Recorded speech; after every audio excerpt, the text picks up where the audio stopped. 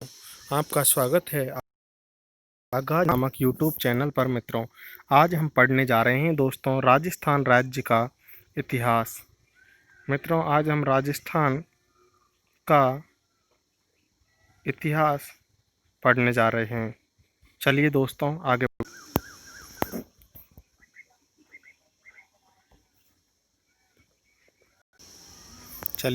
आगे बढ़ते हैं।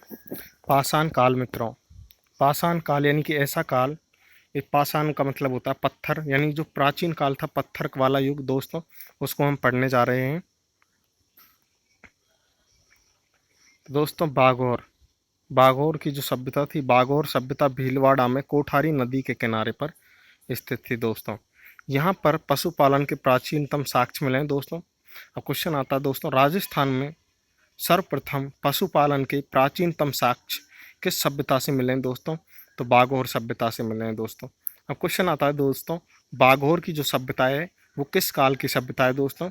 तो वह है दोस्तों पाषाण काल की सभ्यता। और जो बागौर की सभ्यता है वो किस जिले में स्थित है दोस्तों? तो भीलवाड़ा जिले में। कौन से जिले में मित्रों? तो भीलवाड़ा जिले में। चलिए दोस्तों आगे बढ़ते हैं। पाषाण कालीन औजारों के भंडार यहाँ से मिले हैं दोस्तों। क्वेश्चन आता है, पाषाण कालीन औजारों के भंडार हमें किस सभ्यता से मिले हैं दोस्तों? तो बागौर की सभ्यता से। बागौर की सभ्यता के जो उत्खननकर्ता थे दोस्तों, वे थे वीरेंद्र नाथ मिश्र। तो बागौर की सभ्यता थी, उसके उत्खननकर्ता थे वीरेंद्र नाथ मिश्र दोस्तों। चलिए दोस्तों आगे बढ़ते हैं।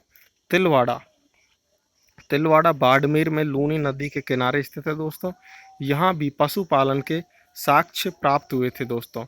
अग्निकुंड के भी यहाँ से साक्ष्य मिले थे दोस्तों। अब क्वेश्चन आता है दोस्तों, तिलवाड़ा सभ्यता जो कि बाड़मेर में लूनी नदी के किनारे है, यहाँ से हमें अग्निकुंड के साक्ष्य मिले हैं दोस्तों। अग्निकुंड के साक्ष्य हमें कहाँ से मिले हैं? तो तिलवाड़ा बाड़मेर से। और इसके उत्खननकर्ता भी दोस्तों वीरेंद्र नाथ मिश्र थे दोस्तों। अन्य केंद्र दोस्तों पाषाण काल के दोस्तों अन्य केंद्र हो गए दोस्तों बुढ़ा पुष्कर अजमेर, जायल नागौर और डिंडवाना नागौर दोस्तों। पाषाण काल के केंद्र कौन कौन से हैं दोस्तों? एक तो बागौर भीलवाड़ा हो गया दोस्तों, और बुढ़ा पुष्कर अजमेर हो गया, जायल नागौर हो गया, डिडवाना भी नागौर हो गया, और एक दोस्तों तिलवाड़ा बाड़मेर हो गया, जहाँ पर पशु मेला भरता है दोस्तों।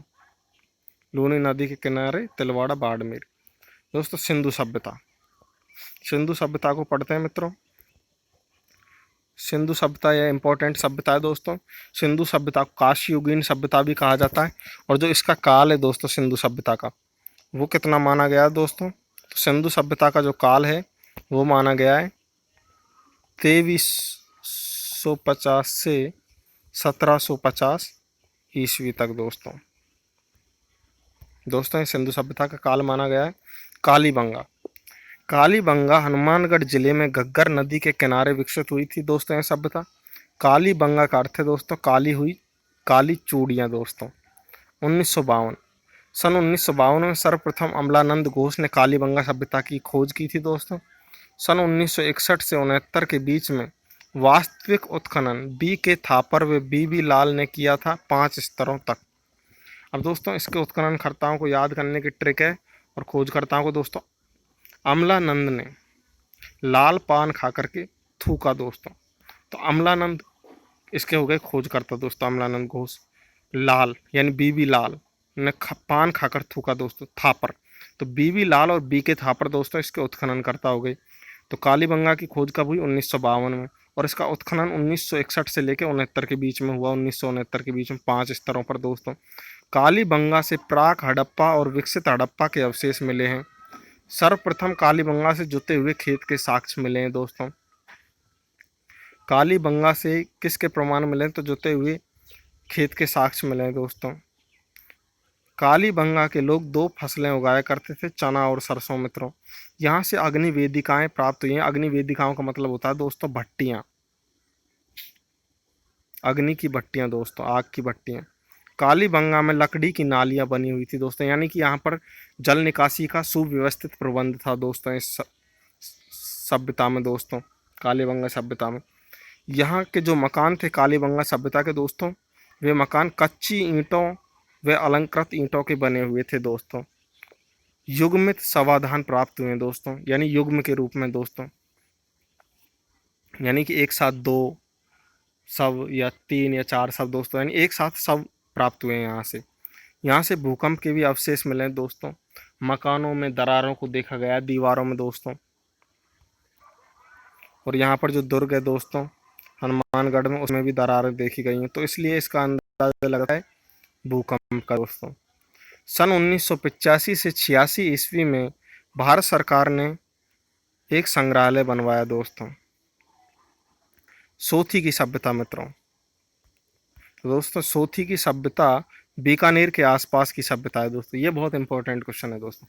सोथी की सभ्यता किस जिले में पाई गई थी दोस्तों? सोथी की जो सभ्यता थी मित्रों वह बीकानेर में पाई गई थी। कहाँ दोस्तों? तो बीकानेर में पाई गई थी। अमलानंद घोष ने इसे संपूर्ण हड़प्पा सभ्यता का उद्गम स्थल कहा था दोस्तों। अब क्वेश्चन आता है दोस्तों, अमलानंद घोष ने किस सभ्यता को संपूर्ण हड़प्पा सभ्यता का उद्गम स्थल कहा था दोस्तों? तो सोथी की सभ्यता दोस्तों। अमलानंद घोष ने सोथी की सभ्यता को संपूर्ण हड़प्पा सभ्यता का उद्गम स्थल कहा था। इसे कालीबंगा प्रथम भी कहा जाता है दोस्तों। इसके 2 केंद्र हैं दोस्तों, सावणिया और पूंगल।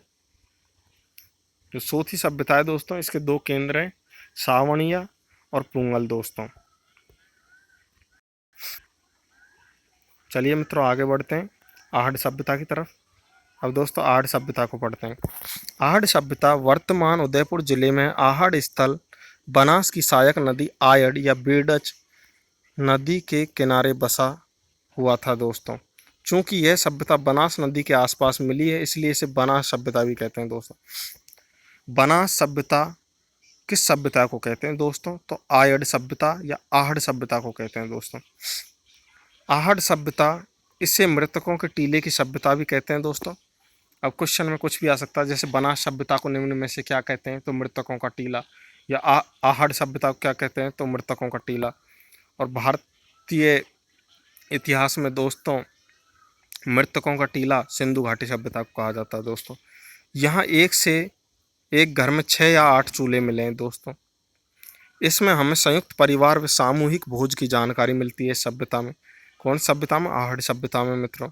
यहाँ से एक यूनानी मुद्रा मिलती है जिस पर अपोलो का चित्र बना हुआ है दोस्तों। किस सभ्यता से हमें यूनानी मुद्रा मिली थी दोस्तों? तो यह मिली थी दोस्तों,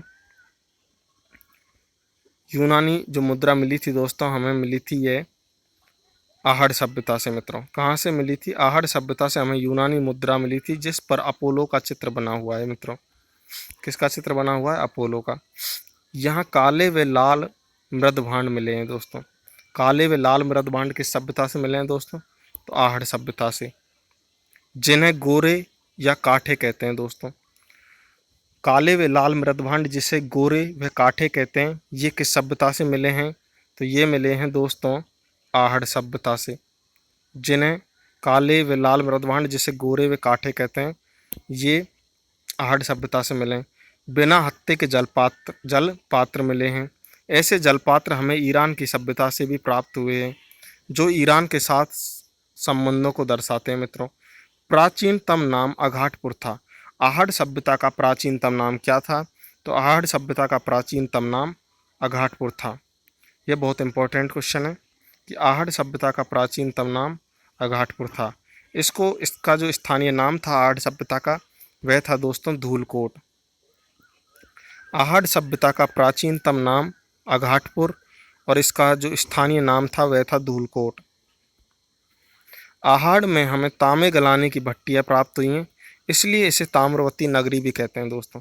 अब क्वेश्चन आता है दोस्तों, बहुत इंपॉर्टेंट है दोस्तों ये, ताम्रवती नगरी किस सभ्यता को कहते हैं मित्रों? तो ताम्रवती नगरी आहड़ सभ्यता को कहते हैं। किस सभ्यता को ताम्रवती नगरी की उपमा दी गई है? तो आहड़ सभ्यता को, क्योंकि यहाँ पर तांबे गलाने की भट्टियाँ प्राप्त हुई थी।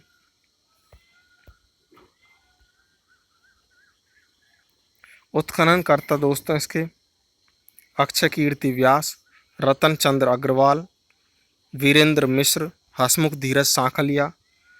आहड़ सभ्यता की उत्खनन करता दोस्तों कौन कौन थे? तो अक्षय कीर्ति व्यास, रतन चंद्र अग्रवाल, वीरेंद्र नाथ मिश्र, हसमुख धीरज सांकलिया आहड़ सभ्यता के अन्य केंद्र कौन कौन से हैं दोस्तों? तो आहड़ सभ्यता के अन्य केंद्र है गिलुंड। गिलुंड की सभ्यता राजसमंद में, बालाथल की सभ्यता उदयपुर में, ओंजियाना की सभ्यता दोस्तों भीलवाड़ा से प्राप्त हुई है। ये सभी जो सभ्यताएं हैं ये किसी न किसी रूप में आहड़ सभ्यता से संबंधित रही हैं या आहड़ सभ्यता के अन्य केंद्र कहलाते हैं दोस्तों ये। दोस्तों आगे बढ़ते हैं। महाजनपद काल। महाजनपद काल राजस्थान में महाजनपद। राजस्थान में पहला महाजनपद दोस्तों मत्स्य। पहला महाजनपद हो गया दोस्तों मत्स्य। मत्स्य वर्तमान में अलवर व जयपुर क्षेत्र को कहा जाता था दोस्तों। इसकी राजधानी थी दोस्तों विराटनगर। दूसरा दोस्तों महाजनपद सूरसेन। सूरसेन की राजधानी दोस्तों मथुरा थी और इसमें जो क्षेत्र आते थे दोस्तों अलवर, भरतपुर, धौलपुर, करौली का क्षेत्र आता था दोस्तों। अलवर में उत्तर करु, दक्षिण पश्चिम में मत्स्य और पूर्व में सूरसेन आता था दोस्तों। अलवर के उत्तर में तो कुरु आता था दोस्तों, दक्षिण पश्चिम में मत्स्य क्षेत्र और पूर्व में दोस्तों सूरसेन का एरिया आता था। कुरु नंबर 3 दोस्तों, कुरु महाजनपद। इसकी राजधानी दोस्तों इंद्रप्रस्थ दिल्ली थी दोस्तों। आगे बढ़ते हैं मित्रों।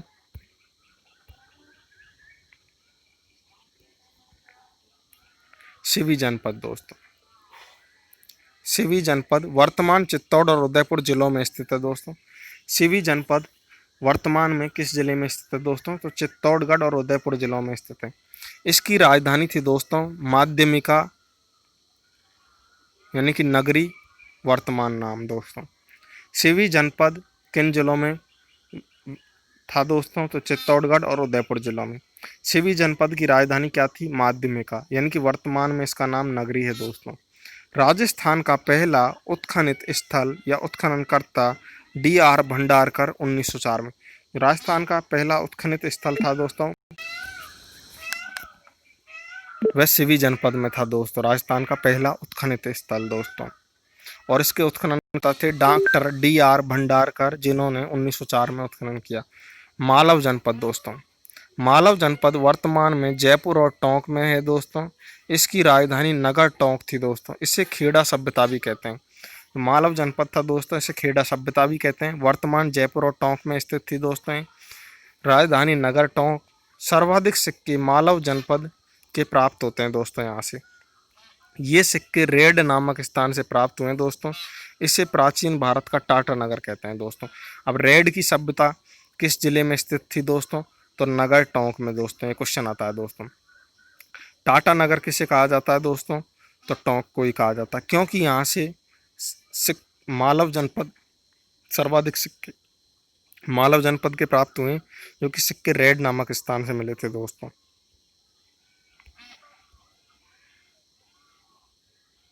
चलिए दोस्तों आगे बढ़ते हैं। योद्धे जनपद दोस्तों। योद्धे जनपद वर्तमान गंगानगर व हनुमानगढ़ जिले में स्थित है दोस्तों। योद्धे प्रदेश या योद्धे जनपद। रुद्रदामन शक शासक के गिरनार जूनागढ़ अभिलेख से यह जानकारी मिलती है कि कुषाणों की शक्ति को योद्धेयों ने रोका दोस्तों। नंबर 7 पर है दोस्तों सालव जनपद। यह अलवर जिले में था दोस्तों। नंबर 8 पे अर्जुनायन जनपद दोस्तों। अलवर, भरतपुर जिलों में स्थित था दोस्तों। नंबर 9 पर राजैन जनपद दोस्तों। यह भरतपुर जिले में स्थित था। महाजनपद काल में बीकानेर और जोधपुर के आसपास के क्षेत्र को जांगल प्रदेश कहा जाता था दोस्तों। आई रिपीट दोस्तों, महाजनपद काल में बीकानेर और जोधपुर के जो आसपास वाले क्षेत्र को जांगल प्रदेश कहा जाता था दोस्तों। बीकानेर के शासकों को जालंधर बादशाह की उपाधि का प्रयोग किया जाता था दोस्तों। बीकानेर के शासकों के द्वारा किस उपाधि का प्रयोग किया जाता था दोस्तों? तो जालंधर बादशाह मित्रों, जालंधर बादशाह दोस्तों। ये इंपॉर्टेंट पॉइंट है दोस्तों, आप इसको नोट डाउन करें दोस्तों। और बीकानेर और जोधपुर के आसपास के क्षेत्र को जांगल प्रदेश कहा जाता था दोस्तों। आज के लिए इतना ही मित्रों, फिर हम आपसे कल मुलाकात करेंगे दोस्तों। आप इस यूट्यूब चैनल को ज़्यादा से ज़्यादा लाइक, सब्सक्राइब और शेयर करें मित्रों। और हम आपके लिए इसी प्रकार से राजस्थान जीके से संबंधित ज्योग्राफी, हिस्ट्री, कल्चर आदि पर और कंप्यूटर आदि पर वीडियो लेकर के आएंगे आपके लिए दोस्तों। तो आज के लिए इतना ही दोस्तों। नमस्कार दोस्तों।